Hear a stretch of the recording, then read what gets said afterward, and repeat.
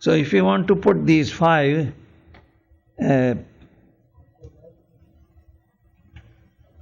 what happened? Yeah. Five in the form of a diagram, I'm sorry. In the form of a diagram, then this is the way it will show. Nafs, deen, aql, nasl, mal. If we enrich all of these, then of course we will have a comprehensive human development which will help us realize well-being, and it will then be a blessing for mankind. Now, nafs, as I already indicated, has been put here because human beings are the end as well as means of development. And the Quran says, "Inna Allah la yughayyiru ma biqawmin hatta yughayyiru ma bi anfusihim." God does not change the condition of a people until they change their own inner selves. And it is the human being who has to be reformed. If he is not reformed, does not have the characteristics that are needed for development, then there will be very little development in human societies. So human beings receive a great deal of emphasis in this formulation. Now we go to the next slide, and this is about the human self. An enrichment of the human self can be realized if we are able to ensure all of these characteristics or qualities that are indicated in the diagram in blue color. The first one of these is human dignity, self-respect, human brotherhood, and social equality. This is extremely important because if society does not ensure this, it will not be able to sustain its well-being. It will start ultimately declining because there will be tension in the society, problems, difficulties among people, and riots, and so on, until you see there will be a great deal of social and political instability, and increase in crime and enemy, and ultimately the society will start declining. So dignity and self-respect are extremely important, and according to the Quran, God says, وَلَقَدْ كَرَّمْنَا بَنِي آدَمَ. We have honored mankind. And this is of course a great deal of honor for human beings, that God himself says that we have honored mankind. And how has this honor been given to human beings?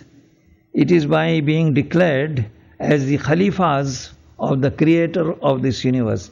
وَإِذْ قَالَ رَبُّكَ لِلْمَلَائِكَةِ إِنِّي جَاعِلٌ فِي الْأَرْضِ خَلِيفَةً. When your Lord said to the angels, I am going to make a Khalifa in the world. The implication of this we will see when we come to intellect. But anyway, when we have been made the Khalifa, we have also been given we have been created in the image of God. Fitratullahi allati fataran nasa alayha. In other words, by nature we are good, and this is what we have to preserve. We have to preserve our fitra, and if we do not preserve it, then we can descend to the lowest of the low. That is خَلَقَ الْإِنسَانَ فِي أَحْسَنِ التَّقْوِيمِ ثُمَّ رَدَدْنَاهُ أَسْفَلَ سَافِلِينَ. We can become asfala safilin, or the lowest of the low, if we do not maintain our fitra as it has been created by God in our own selves. The second important thing that is extremely important is of course justice. Without justice, no society can develop or continue to develop and sustain its well-being. There will be problems, and these problems will lead to decline. The Quran, of course, says that وَلَقَدْ أَرْسَلْنَا رُسُلَنَا بِالْبَيِّنَاتِ وَأَنزَلْنَا مَعَهُمُ الْكِتَابَ وَالْمِيزَانَ لِيَقُومَ النَّاسُ بِالْقِسْطِ. We have sent our messengers with clear signs, بِالْبَيِّنَاتِ وَأَنزَلْنَا مَعَهُمُ الْكِتَابَ, and we have sent with them the book and the balance to know right from wrong, justice from injustice, وَالْمِيزَانَ لِيَقُومَ النَّاسُ بِالْقِسْطِ, so that people may establish justice. This is one of the primary objectives for which the messengers of God were sent to this world. And according to the Quran again, وَقَدْ حَابَ مَنْ حَمَلَ ظُلْمًا, he gets destroyed who commits injustice. And the Prophet ﷺ said, "Az-zulmu zulumat yawm al-qiyamah." Injustice will be like pitch darkness on the day of judgment. Zulumat, the word zulumat here is plural of zulma, and of course there is no word like injustices in English, so we translate it as pitch darkness. And this pitch darkness in the hereafter will be a reflection of the injustices we commit in this world. Ibn Qayyim therefore says, Ibn Taymiyyah says, "Inna Allah yuqimu ad-dawlata al-adilata wa in kanat kafira." God sustains a just state even though it may be non-believing. "Wala yuqimu az-zalimata wa in kanat muslima," but does not sustain an unjust state even though it may be Muslim. So being Muslim is no guarantee that we will be able to sustain our development or be able to realize the well-being of all. We can also go down like anybody else, every other society where there is injustice. And Ibn Khaldun revolves a whole philosophy of history around this concept of justice, and he says, "Az-zulmu mukharribun lil umran." Injustice destroys civilization. We go from here to the third diagram, which is about spiritual and moral uplift. And this spiritual and moral uplift is extremely important to assure the dignity of all individuals in society, to assure brotherhood and social equality, and also justice. If people are morally corrupt, then of course there will not be either justice or brotherhood or social equality, and dignity of human beings will suffer. These are three things on which I am going to emphasize. The others, you can see that if these three are realized, then the others will automatically be realized. Security of life and property, individual freedom, education, need fulfillment. Need fulfillment is important because if human beings have dignity, then their needs have to be fulfilled. The resources which God has provided are a trust in the hands of human beings and have to be used in such a way that the needs of all human beings are satisfied. And this has to be through one's own effort, because because Islam prohibits begging. And if begging is prohibited, then there must be opportunities available to earn employment and self-employment opportunities. And this is one of the jobs of a Muslim society to proliferate employment and self-employment opportunities, and equitable distribution of income, marriage and proper upbringing of children, family and social solidarity, minimization of crime and enemy, mental peace and happiness. Of course, if all these are realized, then there will be mental peace and happiness. There is no reason why we cannot realize this. So you can see that all these are extremely important in human society, and if these are not realized, or the society does not work for these, Some of the Western societies have developed because they try to ensure these as a result of the teachings of their own faith, not because of secularism, but because of the values that Christianity had imparted to them. But we have not been living up to the values that our religion has given to us, and that's why we have followed behind. We go from here to the, I'm sorry, I had messed up the diagram. This is now we come to the diagram 3, and this is about faith. It is faith really which is going to help us inculcate all those qualities in the human beings and their society that I indicated in diagram number 2. Diagram number 2, the qualities that are indicated in blue, these will be easier to inculcate in a society if there is faith. And faith gives the worldview as well as values to a society. Values are essentially the rules of behavior. And these rules of behavior are extremely important because they show how human beings should interact with each other. And it indicates the rights of people and the obligations. Our rights and obligations are indicated by our values. And unless we live up to the values, there will be problems in society. So these are rules of behavior, and these rules of behavior have to be absolute and accepted by everyone.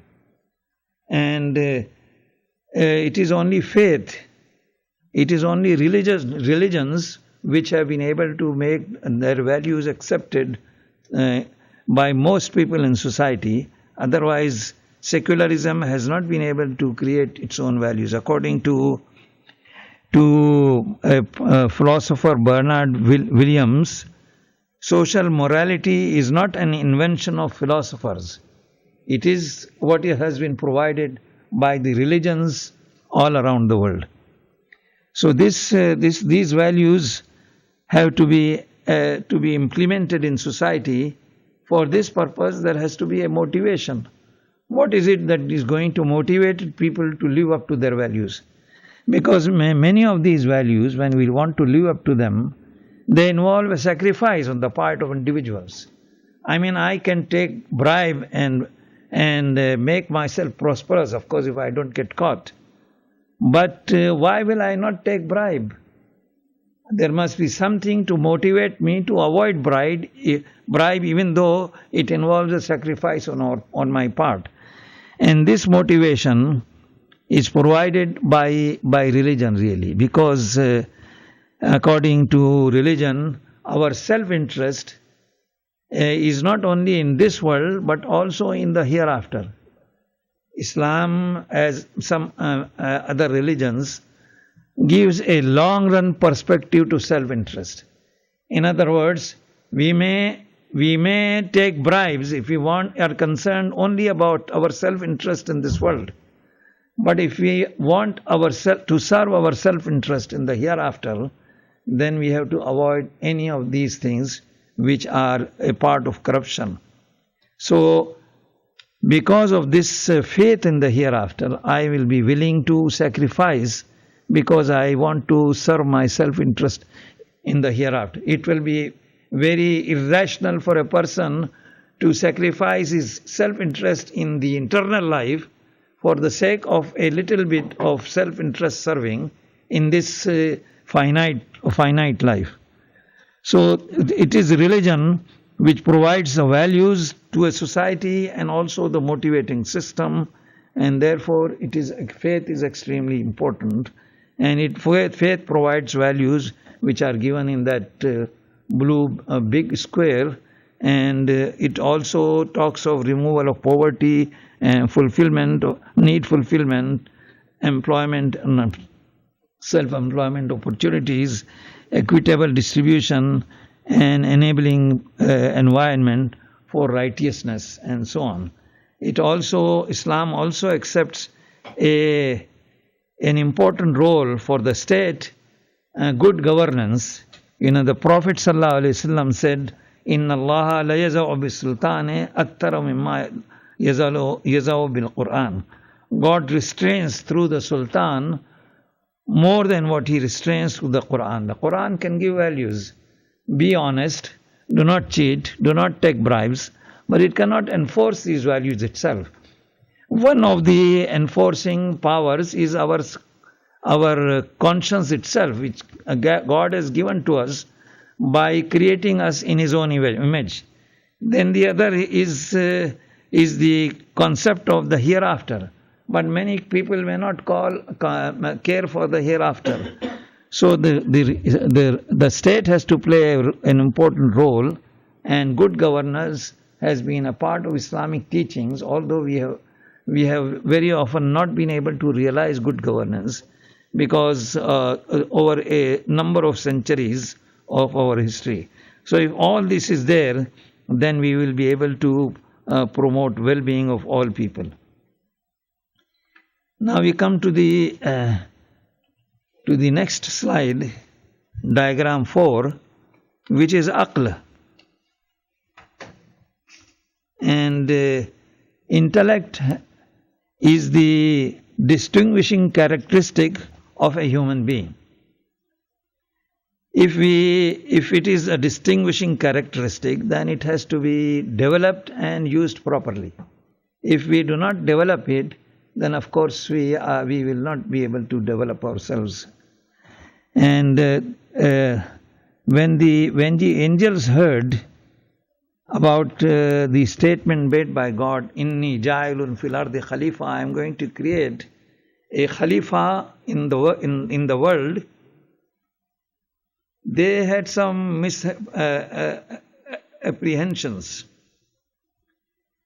Because Khalifa meant that he was going to be free to act according to his will. And freedom, of course, meant that it may be used, it may be misused. So the angel said, "Qalu ataj'alu fiha man yufsidu fiha wa yasfiku ad-dima." Are you going to create in the world someone who will spread corruption, man yufsidu fiha, who will spread corruption in the world, wa yasfiku ad-dima, and shed blood? And what was the reason for this misapprehension of the angels? Why did they think this way? That is freedom definitely going to lead to the spreading of corruption and the shedding of blood? Well, they did not know that God was going to give human beings 3 other assets besides this freedom to act. And one of these assets is, of course, the conscience, the good nature or disposition that has been made, that has been given by God to human beings, the innate character, which is the goodness of the human self. Fitratallahi allati fatara an-nasa alayha. God has created human beings in His own image. So this conscience is going to prick and try to keep the human beings on the right path and save him from spreading corruption and also shedding blood. There is another thing, another asset which God was going to give to human beings, and that was He was going to send His messengers with His guidance to give certain rules of behavior to human beings, along with certain beliefs and practices which would enable him to keep on the right track. So this was the second thing, as I indicated earlier. لِكُلِّ قَوْمٍ هَادٍ. Every nation has been sent a messenger, and the last of these messengers was of course Prophet Muhammad sallallahu alaihi wasallam. This also shows the universality of the Islamic message, that we recognize the messengers of all societies. Of course, only some of them have been mentioned in the Quran. Others We don't know who they were, but there must have come messengers to other societies, and it is there some of their teachings which have remained, which promote virtues in this world.